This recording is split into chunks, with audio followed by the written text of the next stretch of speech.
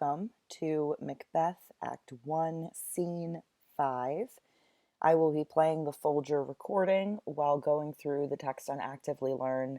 I will be stopping occasionally to give you guys some information and some notes, maybe to help out with the questions, give you some hints, things like that. So if you'd like to have your copy of the text on ActivelyLearn open while we go through this, that will definitely be helpful because you can answer the questions as we go. So let me get my volume up and hope that this doesn't deafen me. At the very start of Act 1, Scene 5, you'll have a short video. It's only 1 minute and 23 seconds, and I actually sped up the time on it, so I got through it very quickly. That just goes into a little bit about what foreshadowing is. And as we go through this scene, obviously Shakespeare is setting up the rest of the play. It's not a spoiler. We know that Duncan is not going to survive the play. He has to die in order for Macbeth and Lady Macbeth to move forward with their plans. So there's going to be a lot of foreshadowing that goes on in this scene about the plans that she is making. Now, it's important to note that Lady Macbeth is a very, very strong female character, not just for the time period, 1606 when this play was performed, but also by today's standards as well. Her husband is not that smart, he's not that clever. She fears that he does not have the ambition that is needed to actually become king. So in this scene, she has received a letter from her husband explaining to her what has happened in the first few scenes, letting her know that they are coming to the castle. And Lady Macbeth is going to react to that. So you're going to start with answering a question. Do you think Duncan knows Macbeth wants to be king? It's just a poll. It's just your opinion. But take a look and see what you think. The scene opens at Inverness, which is Macbeth's castle. If you think back to that map we saw very early on that is posted in scene 2, you can go back and see where Inverness is. Now, Lady Macbeth is going to be reading a letter that he has sent her. That's why it's in italics. She will be reading it out loud for the audience's sake. It's almost like a soliloquy.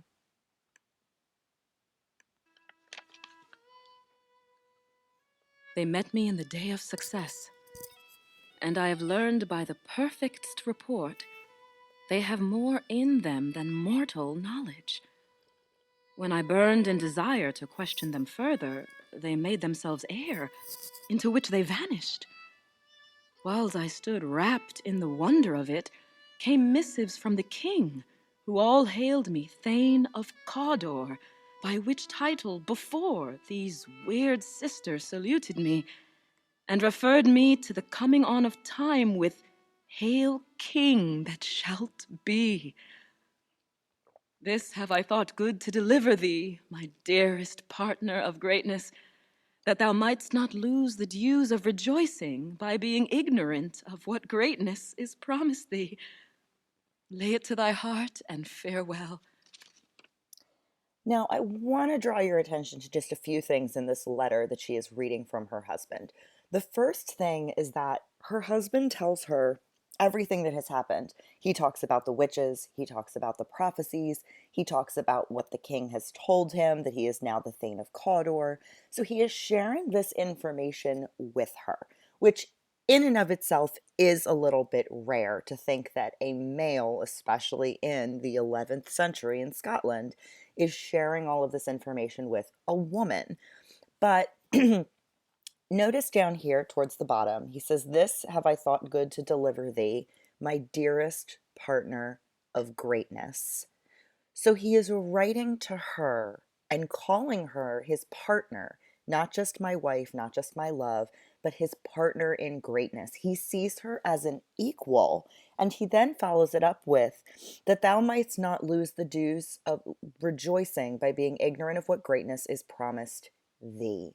Now, the promise, the prophecy that the witches made, that the Weird Sisters made, is that Macbeth will be king. They don't say anything about his wife, but Macbeth takes this as, if I will be king, then my wife will be queen. And when he writes to her, that is the information that he gives her, that the greatness is promised thee. It's promised to you, not just to him, but to both of them. Now, Lady Macbeth, in reading this letter, is going to have some concerns about her husband's ability to actually achieve what he wants. And in this very first introduction to Lady Macbeth, one, her first lines of the play are not her own, they're her husband's, which puts her in a weird position that she doesn't get her own lines, but also that she gets to share the lines with Macbeth, who is the star of the show. I would argue that she is because I love her and I think she's great, but the title of the play is Macbeth, not Macbeth and his wife. So she is going to go on in this soliloquy, sort of to like roast her husband and say all these things about how he is weak and that she thinks he's too kind and that she doesn't think that he has the you know whats to actually get what he wants. Um, she says, it's not that you don't have this ambition, it's not that you don't have goals. It's that I don't think you're willing to do whatever it takes to get them. And in Lady Macbeth's mind, that includes perhaps murdering the current king. Glamis thou art, and Cawdor, and shalt be what thou art promised. Yet do I fear thy nature. It is too full of the milk of human kindness to catch the nearest way. Thou wouldst be great, but not without ambition, but without the illness should attend it. What thou wouldst highly, that wouldst thou holily. Wouldst not play false, and yet wouldst wrongly win. Thou'dst have, great Glamis, that which cries, thus thou must do, if thou have it, and that which rather thou dost fear to do, than wishest should be undone. Hie thee hither, that I may pour my spirits in thine ear, and chastise with the valor of my tongue all that impedes thee from the golden round, which fate and metaphysical aid doth seem to have thee crowned withal. So you have a question here. Why is Lady Macbeth worried that Macbeth will not be able to commit the murder? We talked a little bit about that, but notice here at the end, hie thee hither, that means get home quickly, that I may pour my spirits in thine ear, not literally, but to whisper in his ear.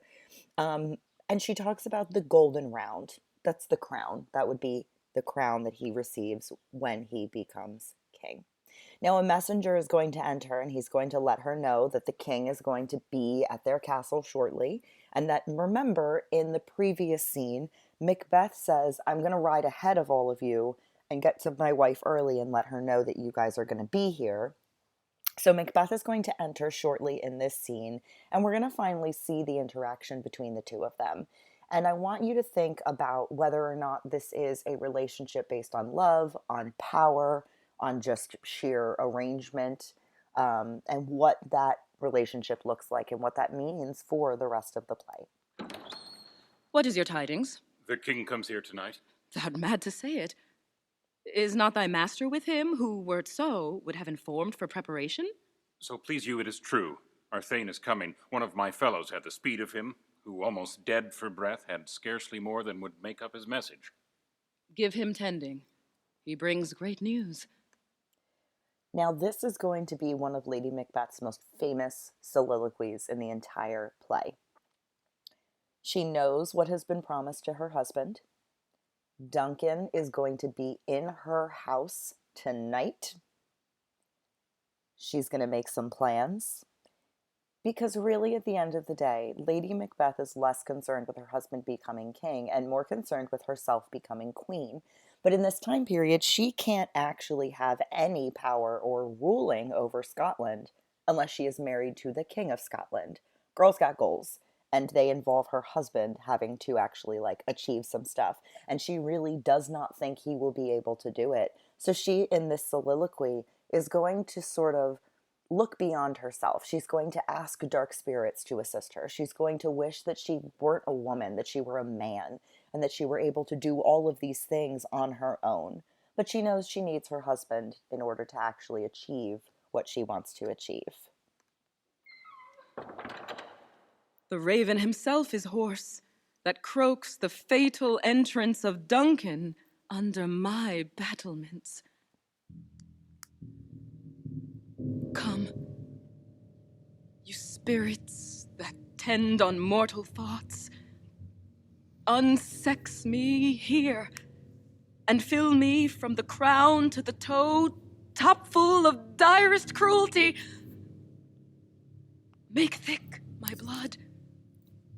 Stop up the access and passage to remorse, that no compunctious visitings of nature shake my fell purpose, nor keep peace between the effect and it. Come to my woman's breasts, and take my milk for gall, you murdering ministers. Wherever in your sightless substances you wait on nature's mischief, come, thick night, and pall thee in the dunnest smoke of hell, that my keen knife see not the wound it makes, nor heaven peep through the blanket of the dark to cry, hold! Hold! Enter Macbeth. Great Glamis, worthy Cawdor, greater than both by the all-hail hereafter. Thy letters have transported me beyond this ignorant present, and I feel now the future in the instant. My dearest love, Duncan comes here tonight. And when goes hence? Tomorrow, as he purposes. Oh, never shall sun that morrow see.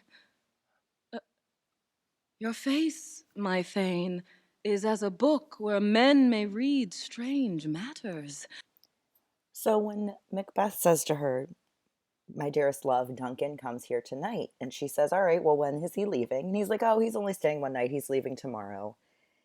And my girl, Lady Macbeth, responds with, and no, that's not going to happen. He is literally never going to see tomorrow. We are going to kill him tonight. He's not going to leave our castle. This is our plan.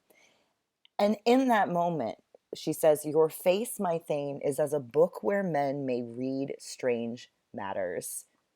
Macbeth does not have a poker face. Macbeth doesn't know how to make his face appear like he doesn't have this evil plan that he's thinking about, that they're talking about. She's basically telling him, you have to pretend like nothing is going on. This might be the plan that I, Lady Macbeth on my own, am making, but you have to act like everything is normal and just let me plan it. Because deep down she knows her husband is an idiot. Macbeth is not smart. We do not kind of praise him in this play for his intelligence at all. He's a good warrior. He's great in battle, but that's about where it ends. Now, he is, from what we can tell, a good husband. They seem to have a very good relationship, but she definitely wears the pants. She definitely is the masculine figure. She is the one that is going to put all of these plans in action. And she basically tells her husband, like, just stay over there and let me handle this. To beguile the time, look like the time. Bear welcome in your eye, your hand, your tongue. Look like the innocent flower, but be the serpent under it. He that's coming must be provided for, and you shall put this night's great business into my dispatch, which shall to all our nights and days to come give solely sovereign sway and masterdom. We will speak further. Only look up clear. To alter favor ever is to fear. Leave all the rest to me.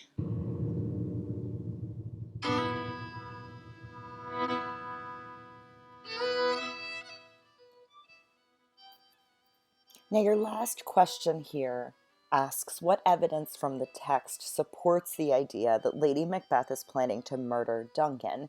Consider words and phrases that might foreshadow this event. So, when I'm looking at your response, I want you to find actual moments in the text. And that doesn't necessarily mean that you have to copy and paste what actually is in this scene, especially if you're not 100% sure what exactly Lady Macbeth is saying in certain lines, because I know some of them are a little confusing, but you should have the basic idea of what's going on here. So you can paraphrase what she says as well. But think about these questions if you're having trouble. What does Lady Macbeth want to do? What is her plan? And what does she tell Macbeth? Especially in that last line. Leave all the rest to me. She is the one that is going to put these plans in place. She is the reason that we are going to move forward. And notice that Macbeth says, okay, we're going to talk about this more. We will speak further. Like, we're going to talk about this more. And she's like, sure, whatever. Just let me handle it. So even in scene 5, very early on in the play, in the first act, the first scene where we even meet Lady Macbeth, what do we already know about her and her relationship with her husband? Keep that in mind. Tomorrow we will look even closer at this scene, and you're going to get a little more depth to the Lady Macbeth character. I'm biased. She is my favorite female character in all of literature. But in this scene, think about what we know of her at this moment, what her plans are, and what the foreshadowing is in the scene.